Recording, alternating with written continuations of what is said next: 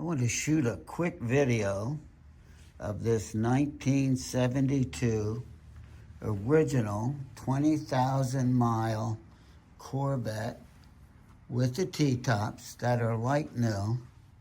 A sweet 454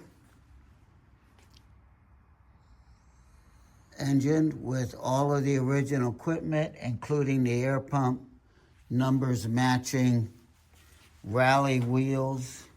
It is got the 454 hood. Really lucky to find this car in a garage not too far from here, sitting there just waiting for the right person. This is a great car for someone who wants to start a collection, or for someone who is just starting to collect or wants a driver. Although with 20,000 miles, not sure how much you want to drive this sweet thing.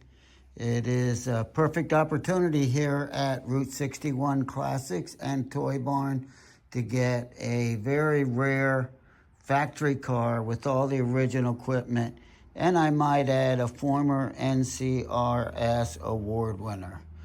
Go to Route 61 Classics and on the internet and look up our website and get about 150 pictures, including undercarriage, on this sweet car. I hope you're having a great day, just like I am.